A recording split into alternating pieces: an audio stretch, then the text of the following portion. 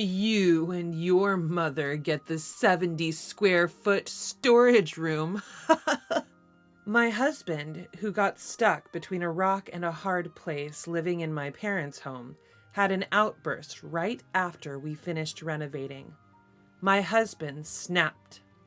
He started saying he would kick me and my mother out and live with his own mother in my parents' house, which was remodeled to look exactly like our new house.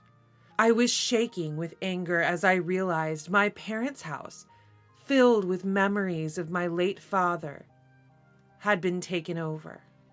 My name is Lisa Matthews, and I turned 33 this year. I've been married to my husband, Thomas, for 8 years. We both work and live with my mother at my parents' house. It's okay because our jobs are very close by. It was a sort of curveball situation, you know. My father passed away before I got married. I was hesitant to leave my mother alone to get married, but my husband said, "If you're worried about leaving your mom alone, let's live together." I was really happy when he agreed to live in the home my father built for us. Although it is an old home, it's a home filled with memories for my mother and I. My husband is the youngest of 3 brothers, and my mother-in-law seemed to have spoiled her eldest son a lot. My husband often complained about the vast difference in treatment between him and his eldest brother. Because of his lightweight position as the youngest child, he was able to make the decision to live at my parents' house. I made up my mind to marry him after hearing these words. However, there was one person who was against my husband living in my family home. It was my husband's mother, my mother-in-law. Perhaps she felt as if her own son had been stolen. The eldest son and his wife live in my husband's family home, so it would be difficult for us to live there, even if we wanted to. As we were saving for our own home, I convinced my mother-in-law that it would be best for us to start our married life at my parents' house without paying rent. Although I had heard that my mother-in-law had always favored her eldest son, she suddenly started to show concern for my husband around this time. I didn't think we'd have this much trouble over my husband moving out of his family home, but our relationship with my mother-in-law remained strained after our marriage because of this issue. Lately, my husband has become very concerned about his mother. It might be because she suddenly started to treat him with affection after our engagement was decided. Maybe he's happy to get attention from his mother, but my husband has started to prioritize her over everything. Above all, he also starts to get furious if I don't think of my mother-in-law first. I've never neglected my mother-in-law, and I've been trying to be nice to her. However, according to my husband, I am treating my own biological mother better than my mother-in-law. Of course, we don't talk about such things in front of my mother. When we were alone together, it had become a habit for him to whine and complain. Because my husband keeps telling me to pay more attention to my mother-in-law, I try to visit her house frequently, even though I always bring her favorite gifts and make sure to let her know before I go. She is often not at home.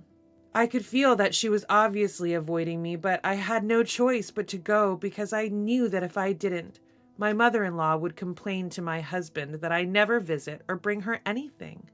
Every time my sister-in-law, the wife of the oldest brother, apologizes and hands over the gifts to my mother-in-law. She also seemed to be receiving a lot of criticism from our mother-in-law, and she said, "It's tough on both of us. We're the same age and we get along really well." I thought that my mother-in-law's attitude would soften as the years went by, even though things had been strained at first as newlyweds. But I was very wrong. Even after 8 years of marriage, her attitude has not changed at all. A lot has changed over the 8 years since we got married. My father-in-law passed away, and twins were born to the eldest son and his wife. There have been various changes in our family. The house of my in-laws is particularly lively now. The eldest son and his wife have many children, and with the recent birth of the twins, they now have 5 children. Moreover, all of them were boys. Because of the excessive liveliness, my mother-in-law seemed overwhelmed, and my husband asked me if we could take care of my mother-in-law in our house for a little while. Actually, my brother-in-law told my husband that his wife was having a hard time, and he wanted their mother to do some housework. But my brother-in-law's wife told me that our mother-in-law didn't want to do any of it, and could she stay at our house instead? Although we had an extra room, the house was terribly old. I proposed to my husband that if my mother-in-law was going to live with us temporarily, we might need to renovate the house. My husband seemed to think I would object to keeping my mother-in-law, and he looked surprised at my reaction. I wasn't really keen on the idea myself, but I agreed in hopes that my brother-in-law's wife would have a break. My husband works for a construction company, and renovations are his expertise. It can be sure that my husband will take care of everything. I'll leave it to you because you're the expert. I said so and decided to renovate this house. My mother is getting old, so it was a good opportunity to consider making the house accessible by removing the steps and installing the handrails. During the renovation, my mother and I stayed at my sister's house, and my husband stayed temporarily in a weekly rental apartment with my mother-in-law. But the incident happened on the day when the renovation was completed. Up to this point, I had believed that the house was being transformed into a comfortable home. I was looking around the house under my husband's guidance. There are no steps and handrails in various places, making it possible to live in the house for a long time, even when one gets old. My husband had cleverly made a hobby room for himself. I decided to accept it. Since he is a contributor to the renovation, let's at least give him credit for that. After being shown all the rooms, I suddenly realized there were no rooms for my mother and I. The room my mother used to use was now my mother-in-law's room. Where's Mom's room? You haven't shown it to me yet. I didn't care about my own room, but it was strange that there was no room for my mother. I just showed you, my husband said, laughing. I had a bad feeling about this. Huh? You haven't shown me yet. You and your mom get the 70 square foot storage room, my husband replied. I couldn't believe my ears. Indeed, I was shown the 70 square foot storage room earlier. It was the place in the house that received the least sunlight. A dark storage room with only a small window. Are you joking? Don't say stupid things, I retorted. My mother-in-law intervened between my husband and I. It's been 8 years since you became my daughter-in-law, but you still haven't learned how to behave as a wife. You're not qualified to be a wife if you're going to bite back at your husband. This house was beautifully rebuilt by Thomas. If you don't like that room, why don't you get a divorce and leave? She spat out. The word divorce suddenly flashed in front of me, and I lost my patience, my blood rushing to my head. Thinking that I wouldn't dare to divorce, my husband was laughing. At that moment, all the affection built up over 8 years of marriage flew away. I see. This was your plan from the beginning. If you don't like the 70 square foot storage room, why don't you put your mom in a facility? There's no room anyway. It must be hard for you to have 2 mothers under the same roof. I glared at my husband, who dared to say such a thing. Come to think of it, my brother-in-law's wife told me. Since the renovation was decided, my husband and mother-in-law were always stuck together and talking about something. My husband, having never indulged before, was now behaving like a child towards his mother, doting on her in front of my brother-in-law and his children. Ever since the renovation was decided, my mother-in-law was thrilled to have a new house and a quiet environment, and my husband was eagerly waiting to live with his beloved mother. Seeing the 2 of them attached at the hip and grinning, I started to feel sick. I took my stunned mother's arm and, making loud footsteps, walked out the front door. I deliberately stomped on the hallway as I walked, thinking at least it might do some damage. My mother followed me, bewildered, as we left our family home. The triumphant laughter of my husband and mother-in-law echoed from behind us. I couldn't forgive my husband's betrayal after living together as a couple for 8 years. All I could think about was getting revenge. When we finally returned to my sister's house, we were so overwhelmed we just collapsed. It was all too much to even put into words. My mother was still in shock. "Do you think they've taken over our house?" she muttered after taking a sip of the tea my sister had made. Her words were like a punch in the gut. This was the result of me agreeing to the renovation my husband suggested and leaving everything to him. "We have to reclaim our house, our home, filled with so many memories. The house that Dad built for us," she whispered. I squeezed her hand tightly. Half measures were not enough for me. "We can't just sit back and do nothing. We're going to fight this head on." My mother looked up at me. "What are we going to do?" "I have a plan." I revealed my plan to my mother. She looked a bit surprised, but nodded in agreement. "If it's your idea, Lisa, I won't oppose it." With that one sentence from my mother, our counterattack against my husband and mother-in-law began. A few days later, I saw a moving truck parked near our family home. From afar, I could see my mother-in-law directing my husband to bring in her belongings. Judging from the amount of luggage, it was clear that she intended to move in for good, not just temporarily. My mother-in-law didn't lift a finger, just gave instructions to my husband. He happily helped her with the move. Seeing his face made my anger towards them grow even more. After checking the situation at my family home, I visited our lawyer with a real estate agent. I thought it was the only way to counter my husband's betrayal. I explained to the lawyer everything that had happened after the renovation and how my husband and mother-in-law had taken over our house. At first, he was shocked. But after hearing about my husband's terrible behavior, he shared our anger. And so we were able to secure the full cooperation of both the lawyer and the real estate agent.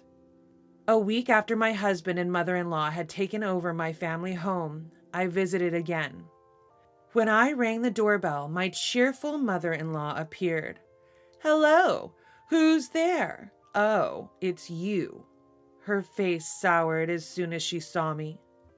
"I have something important to discuss today. I'm coming in." "Oh, I'm sorry. You're acting as if you were the owner of this house. It's easy to forget that it's actually my house," I said sarcastically and walked straight into the house. The house, having been renovated and filled with new furniture and appliances, was no longer the family home I remembered. It felt as if my childhood memories had been completely wiped away. My husband was relaxing in the living room at the back. Like my mother-in-law, he looked displeased at the sight of me and said, "What's up with you barging into people's houses like that?" "You. Long time no see. I have something important to discuss today." I had my lawyer present as well, and I faced my husband across the table. "What's up? You decided to live in a tiny studio apartment? Got a mover for just one guy? Not much stuff you can fit in a studio apartment, huh?" He mocked. I was pissed off at my husband's attitude, but I had decided to remain calm today. No matter what, I was bound to win this. There was no need to rush anything. Before jumping to conclusions, there's something I want to ask you. Why had he renovated my family home into such a state and driven us out? I wanted to confirm his true intentions. I thought we had been living as a happily married couple with no major disputes since our marriage. I was sure his relationship with my mother was also good. I don't understand why my husband's attitude changed so drastically. Even if he was instigated by my mother-in-law, what he did was too bold. At my question, my husband let out a big sigh as if it were troublesome. Then he showed a sneering smile again. "I got tired of it all. Living like a dutiful husband, being considerate to you and your mother. I've been patient for a long time. I want to live with my mother. I don't need anything else. I was taken aback at my husband, who half shouted. I was speechless at the realization that he was just a mama's boy. Unable to say anything, I listened to my husband start to spill all the frustrations he had been holding back. He was frustrated that he couldn't live with his mother and embarrassed that as a man he was living in his wife's house. It felt like I had been deceived. He endured it all on his own, got angry on his own, and even plotted to take over my family home. I began to suspect he might be a psychopath. If you have that much dissatisfaction, you should have just told me. How can I possibly express dissatisfaction? I'm a man. You should understand. Even his final assertion was utterly ridiculous. My mother-in-law was teary-eyed as she listened to my husband's argument. I thought that this was the result of her nurturing her eldest son with excessive affection, but it didn't seem like she thought so. She just seemed to pity her son, who adored her.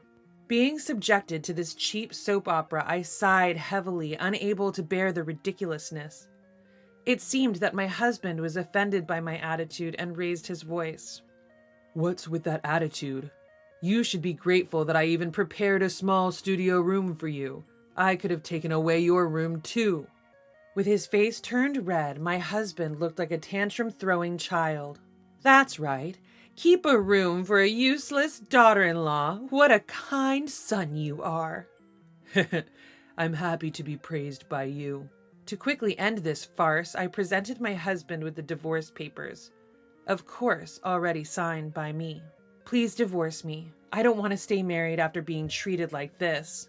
Then I showed him the registration of the house, explaining that it was one of the properties I had inherited from my father and it was under my name. Looking at the documents, my husband seemed to realize something. I won't divorce. I did the renovation. Even if the property is under your name, it should be considered as both of ours. I will absolutely not divorce.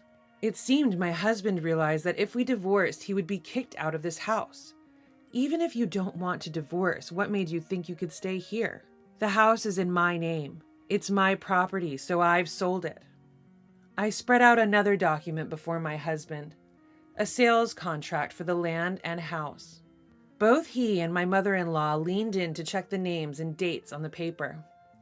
Since this house is already sold, you'll need to move out promptly. We have potential buyers, so you should leave by today or tomorrow. With a smile, I told the two of them. Their faces turned pale. Whether you divorce or not, you cannot live in this house. I don't want to see your faces anymore. So I want you to divorce. Hold on. Why? Wasn't this your house? My mother-in-law had mistakenly thought that the house belonged to my husband. He probably hadn't expected me to take such drastic measures. He seemed to have assumed that I would accept some kind of compromise and forgive him. But I'm not that naive, and my love for my husband has cooled. I don't have a shred of mercy left. Please discuss the details with my lawyer. Don't come directly to me. If we are kicked out of this house, where will we? Yeah, we thought we finally found a place where we could peacefully spend our retirement, and a maid. My mother-in-law seemed to have thought of my mother and me as maids rather than family. Feeling it wasn't good for my mental health to talk to these people anymore, I suggested, why don't you go back to your family home and live with your eldest son and his wife? Oh, but since you made such a fuss about leaving, your older brother might be angry and not let you in. Leaving those words behind, I quickly left my family home. My family home filled with so many memories. I hesitated to sell it. But after being so disrespected, I couldn't back down. The truth is, my childhood home had already drastically changed. I don't think my decision was wrong. 3 days later, my husband and mother-in-law hastily left my family home. I didn't want to keep the house after it had been remodeled so recklessly, so I had it demolished and put the land up for sale. Looking at the empty plot where nothing was left, I felt a mix of emptiness, relief, and a complicated array of other emotions. After that, my husband and mother-in-law moved back to their family home for a while, seemingly treated as nuisances by my older brother and his wife. My husband, who had been reluctant to divorce until the end, seemed to have realized my feelings had completely cooled when I left all negotiations to my lawyer. My lawyer said he signed the divorce papers while crying at the end. Eventually, my husband seemed to be despairing of his mother, who had started to flatter my older brother more than him. Just when he thought he had finally become his mother's number one, it turned out to be a short-lived victory. It seems that my mother-in-law was ultimately disowned by my older brother and his wife. My husband and mother-in-law started living together in a small apartment near their workplace. My husband, who had never really lived alone, seemed to be struggling, and my mother-in-law, despite complaining about her son's low earnings, had to do all the housework again, complaining every day. My husband contacts me almost every week, asking for reconciliation because living with my mother-in-law is too hard, but I ignore all his messages. Even after everything that happened, my husband, who still thinks we can reconcile, is really a fool. I have no intention of remarrying, and I've built a small new house on the small plot of land left by my father, where I live with my mother. It's a small, single-story house because it's just the two of us, but it's filled with things that my mother and I love. I'm still working, so I have no financial worries. My mother, who was shocked by the loss of our old home, is gradually regaining her energy. Even though we're now strangers, my sister-in-law from my older brother's family brings her children over to play at our new house. She treats us the same after the divorce, and I'm truly grateful. Our new life with my mother has just begun. My mother and I laughed, promising to enjoy whatever comes next.